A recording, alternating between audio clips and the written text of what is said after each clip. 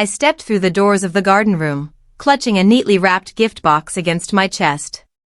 The weight of it felt heavier than it should have. 3 months of saving from my tight budget had gone into buying Mom's favorite pearl earrings.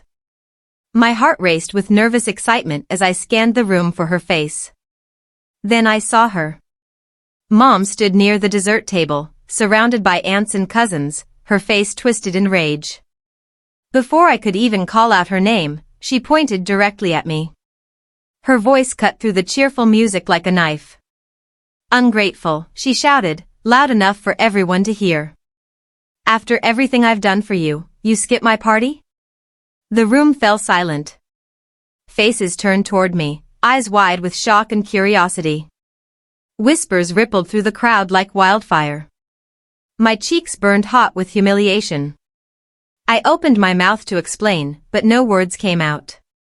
My husband, Marcus, leaned close to my ear. His breath was warm against my neck. "Just apologize," he whispered urgently. "It's easier that way. Don't make a scene." Something inside me cracked. Without another word, I turned and walked out, the gift still pressed against my pounding heart. Outside, the cool evening air hit my face. I stood in the parking lot, hands trembling as I held the gift box. The silver wrapping paper caught the light from the street lamps, mocking me with its cheerfulness. My mother's words echoed in my mind, growing louder with each repetition. "Ungrateful. Ungrateful. Ungrateful." But I hadn't skipped anything. I was here, wasn't I? I had the gift in my hands. I was only 20 minutes late because of traffic. Tears stung my eyes, but I refused to let them fall. Not here. Not where someone might see me through the restaurant windows. I walked to my car on shaky legs and sat in the driver's seat, staring at the gift. What was I supposed to do now? Go back inside and face those staring eyes? Apologize for something I didn't do? My chest felt tight, like someone was squeezing all the air from my lungs. I started the engine and drove away, leaving the party behind. In my rearview mirror, I could see the warm glow of the garden room's windows. Inside, everyone was probably talking about me, believing Mom's version of events. The gift sat on the passenger seat, a silent witness to my humiliation.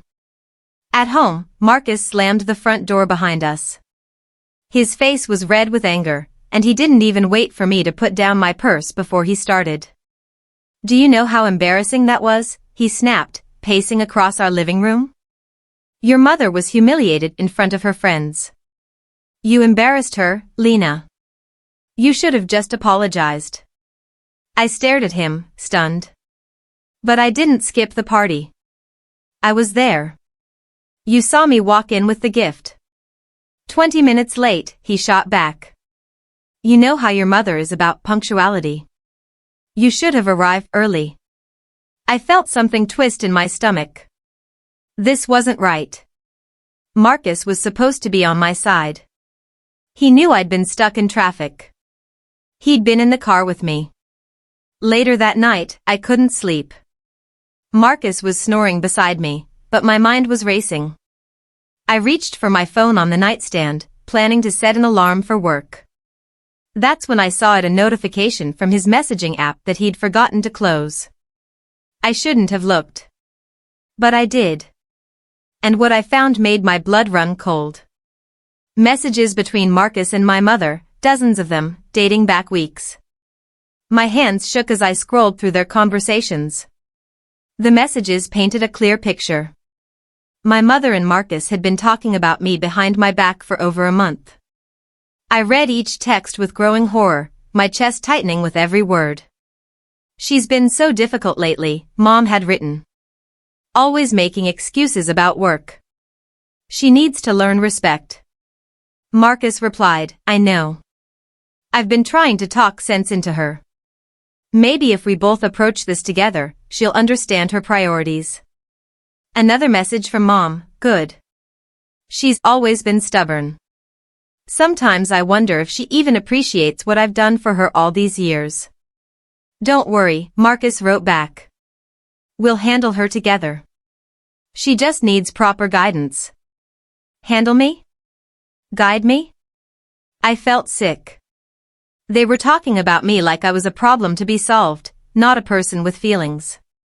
The worst part was seeing how casually they mocked my work schedule, my boundaries, my emotions.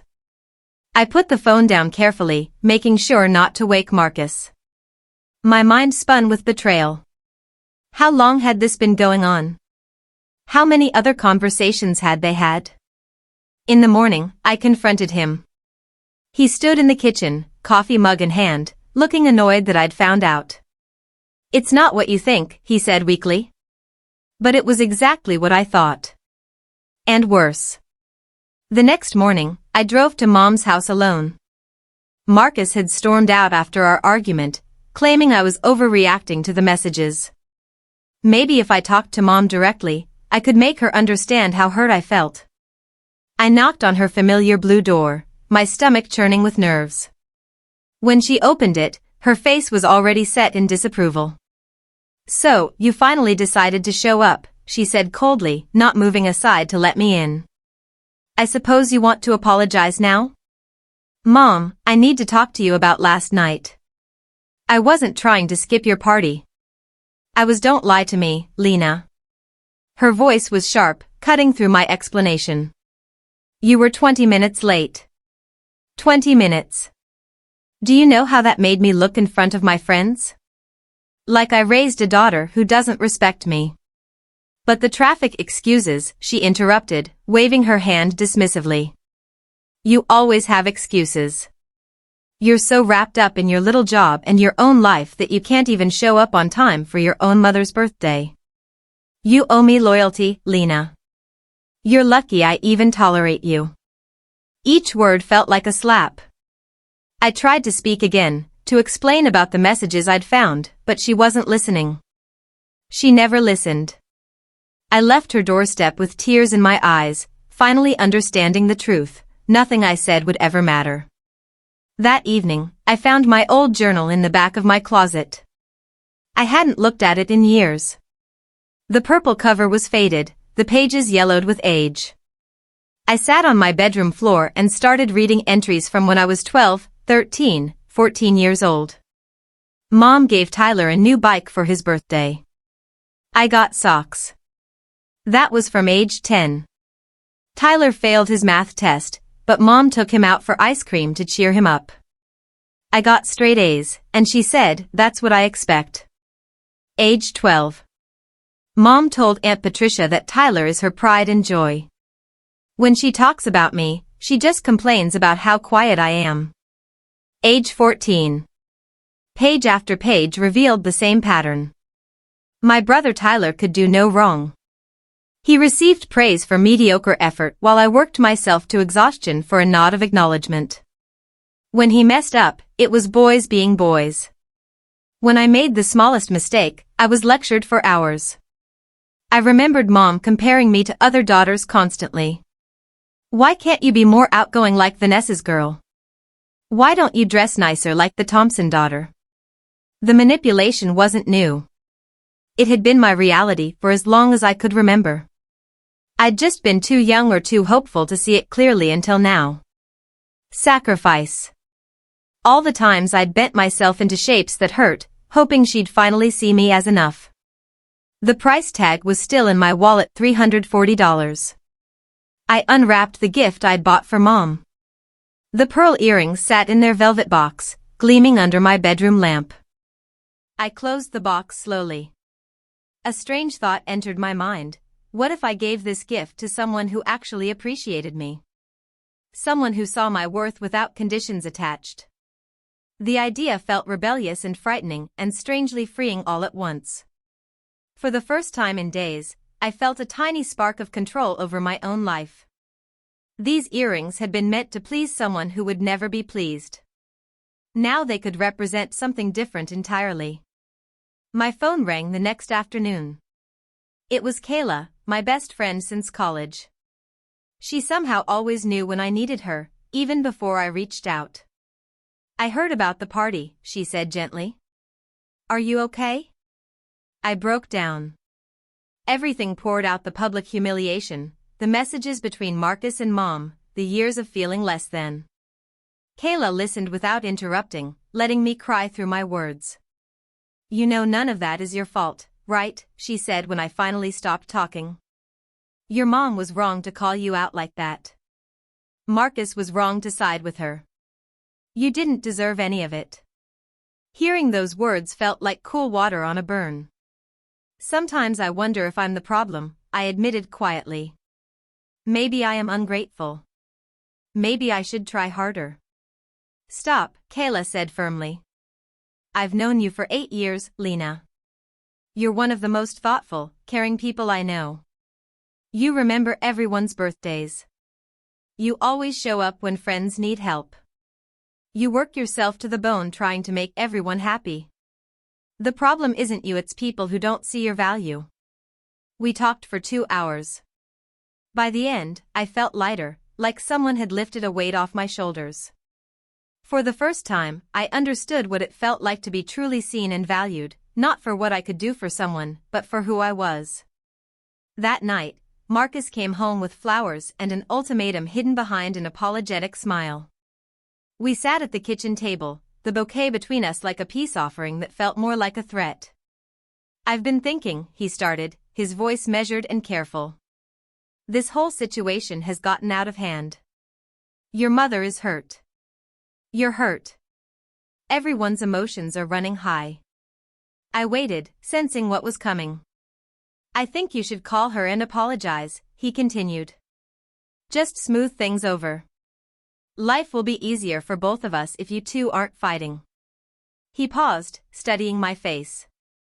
"If you can't do that, I don't know if this marriage can work. I can't be caught in the middle forever." There it was.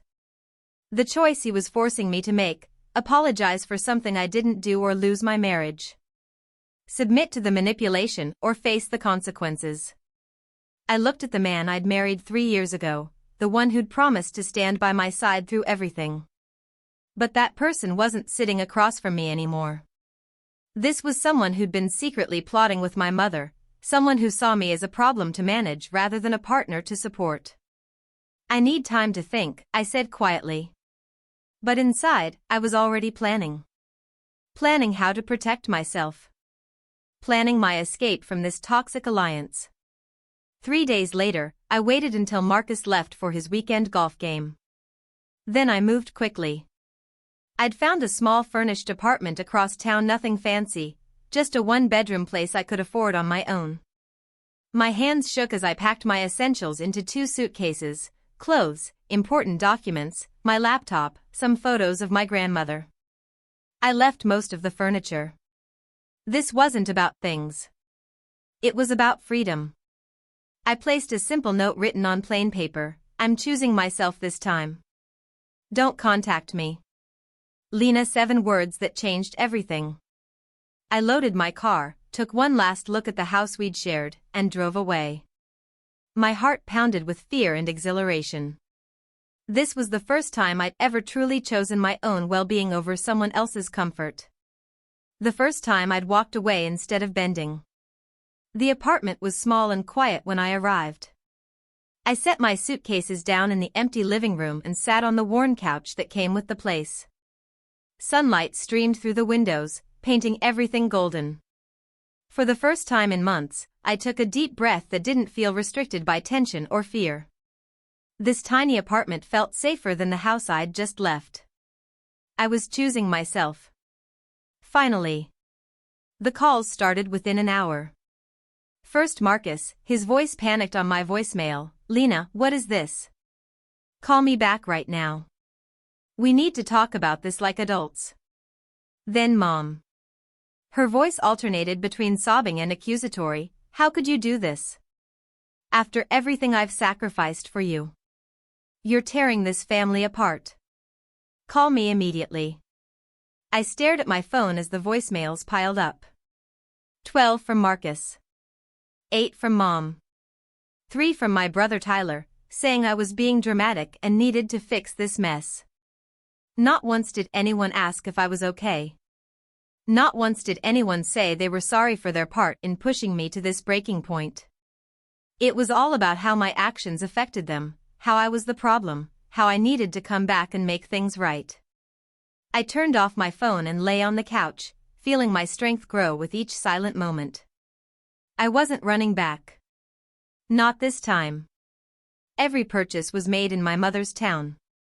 Every charge happened on days when Marcus claimed to be working late or meeting clients. He'd been spending my money buying gifts for my mother. Taking her to expensive dinners. Probably planning their little alliance against me over steak and wine that I'd helped pay for. I calculated quickly, over $3,000 in 3 months.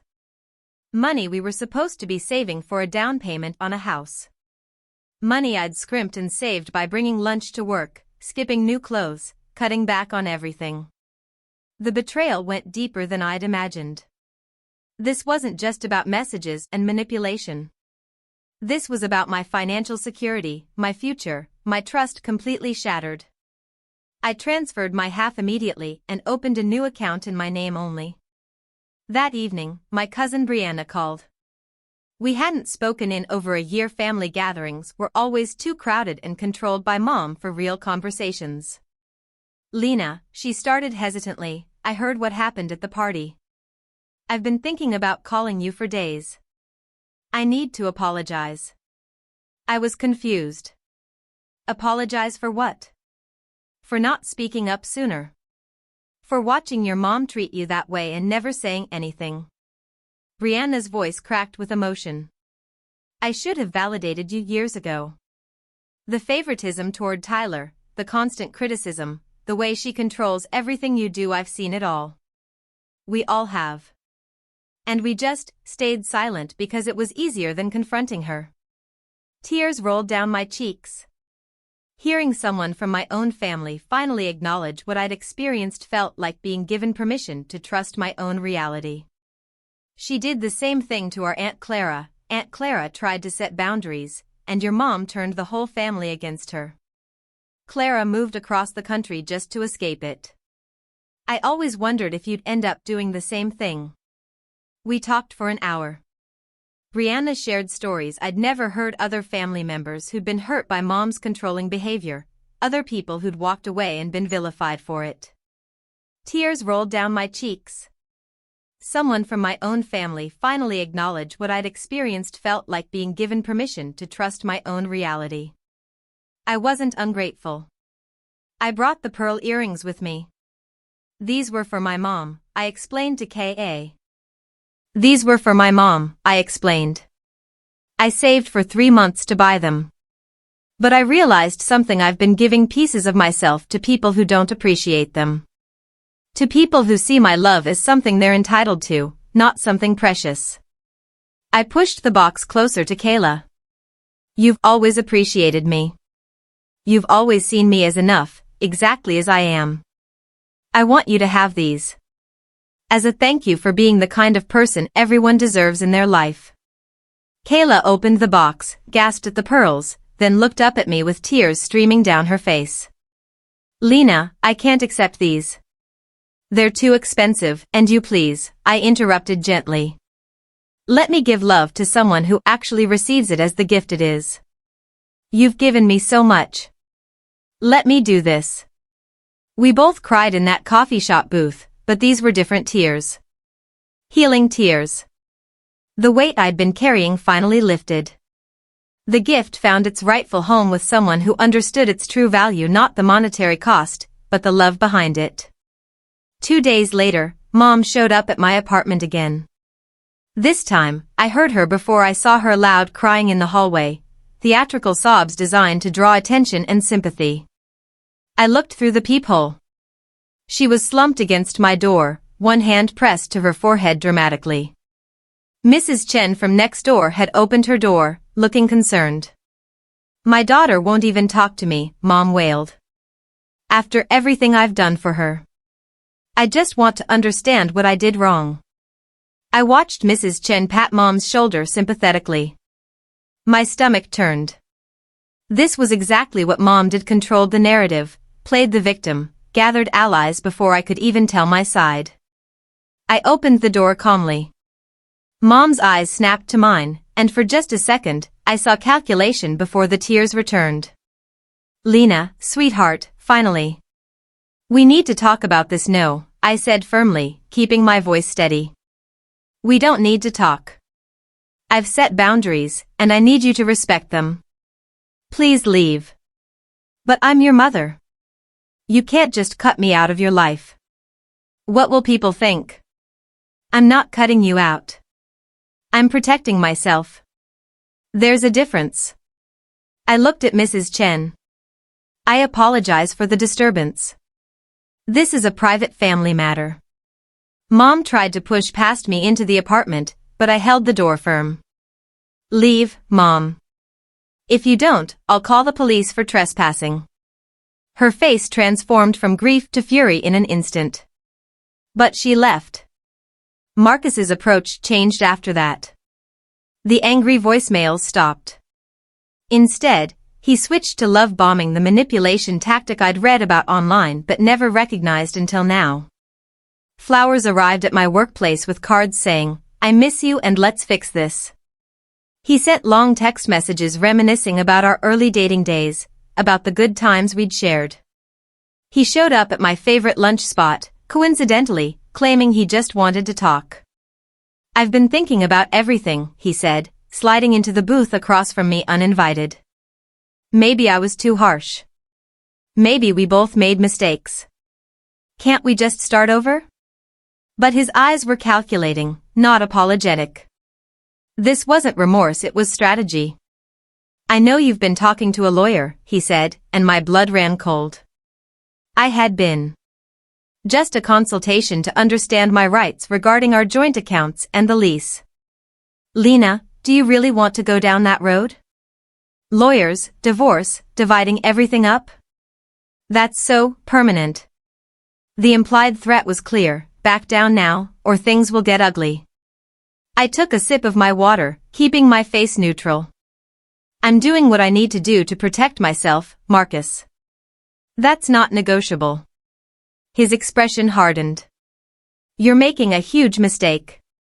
But I wasn't. For the first time in years, I was making the right choice.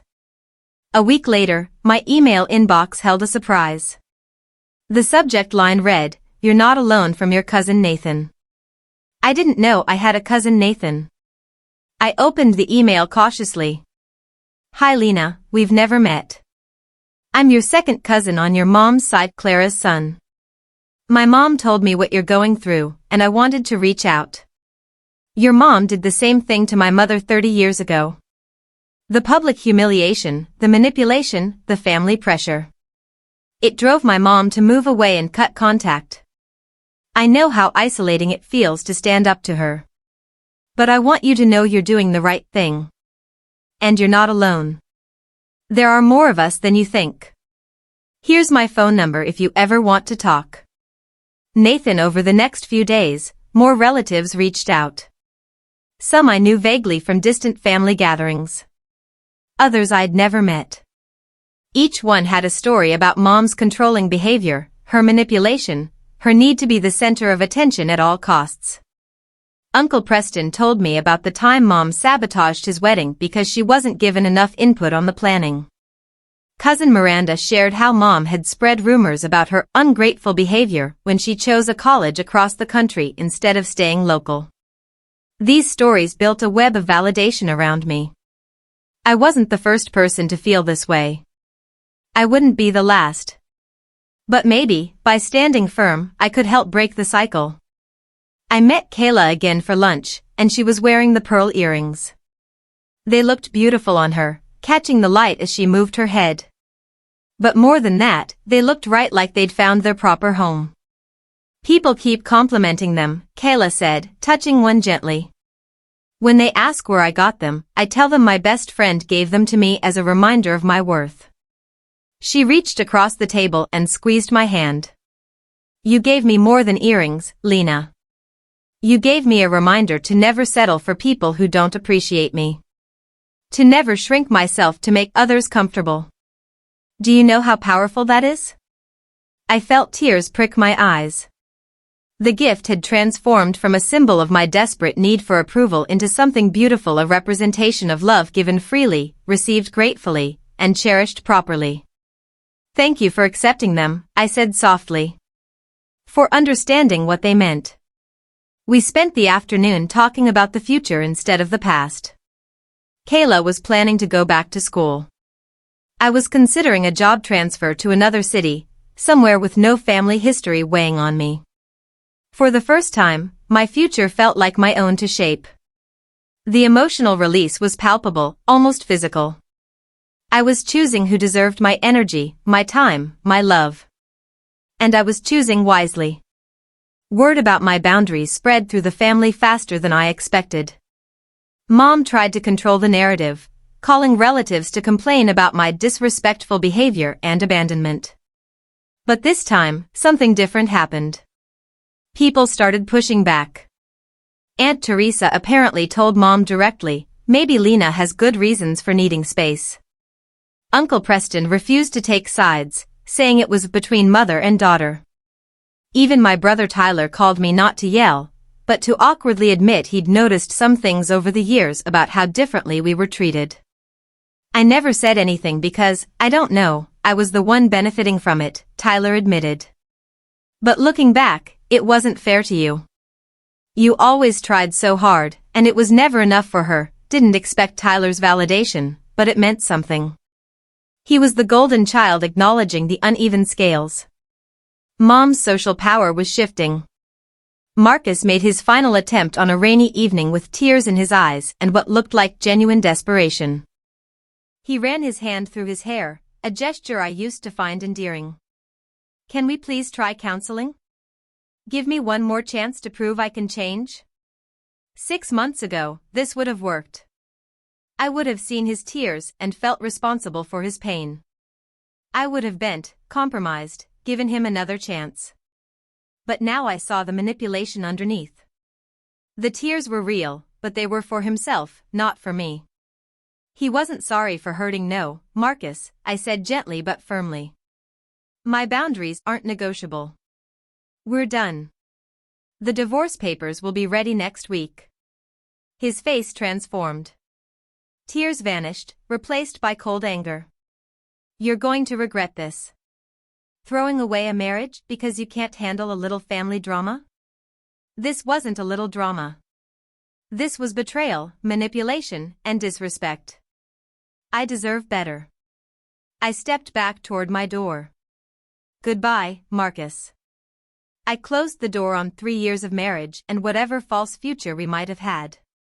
And I didn't feel regret, I felt relief. That night, I opened a new journal, not like my childhood one filled with pain, but one for documenting this new chapter. I wrote the betrayals I'd survived, the strength I'd discovered inside myself that I never knew existed. "I am the protagonist of my own life," I wrote on the first page. Not a supporting character in someone else's story. Not the person who exists to make others comfortable. Me. Whole, complex, worthy exactly as I am. I wrote about the fear I'd felt walking out of that party. The shock of reading those messages. The humiliation of being called ungrateful in front of a crowd. But I also wrote about the moments of clarity, realizing I deserved better, choosing to protect myself, finding unexpected allies. Strength isn't always loud, I continued writing. Sometimes it's quiet. Sometimes it's just refusing to participate in your own diminishment anymore. Sometimes it's packing 2 suitcases and leaving a note that says, "I'm choosing myself."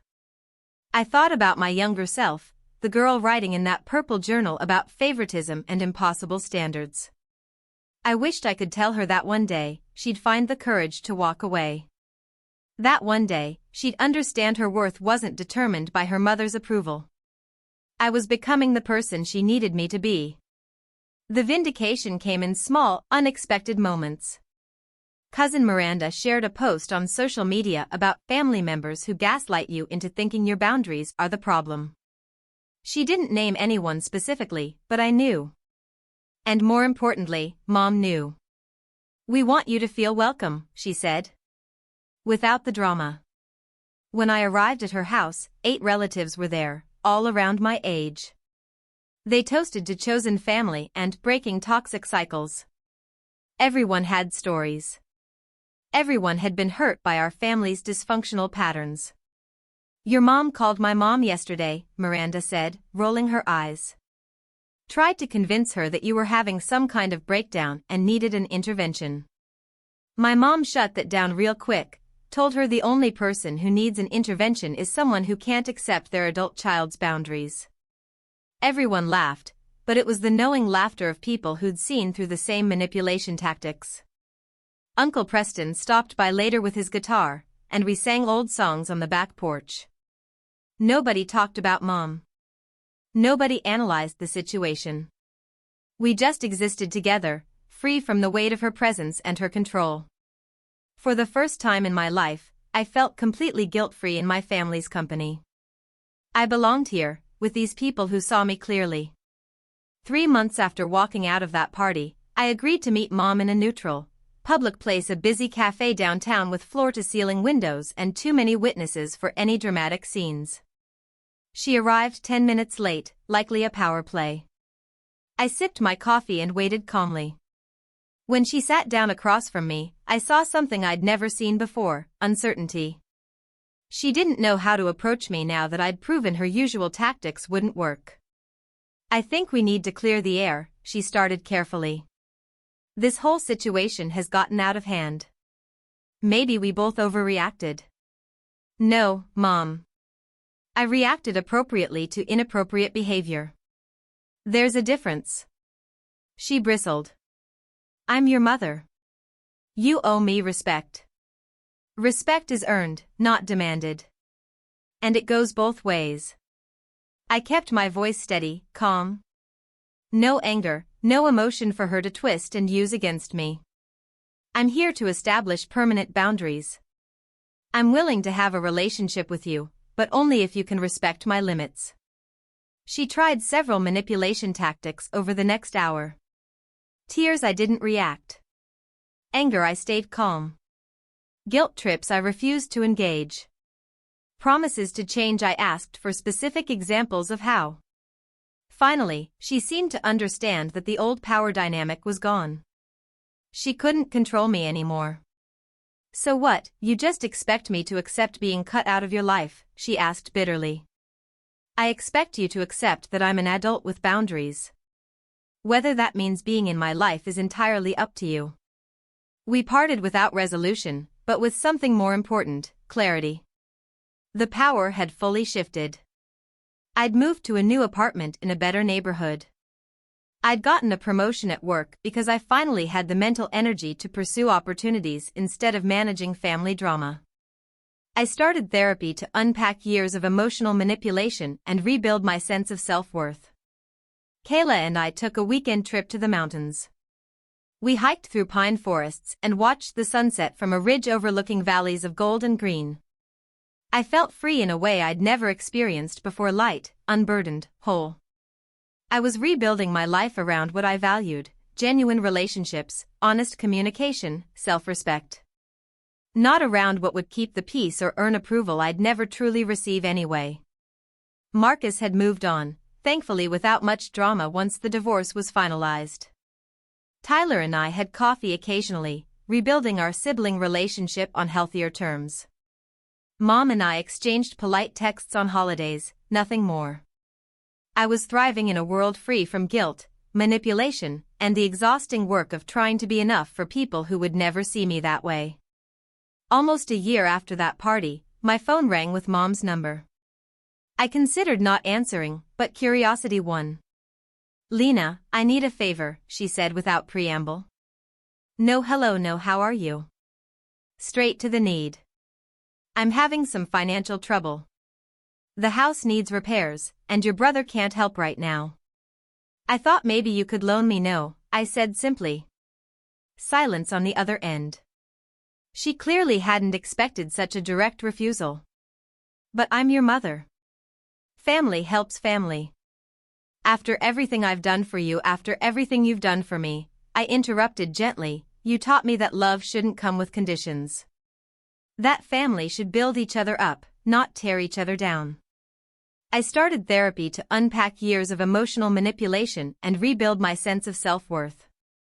My therapist helped me understand that I wasn't broken or difficult. I was recovering from a lifetime of my silence.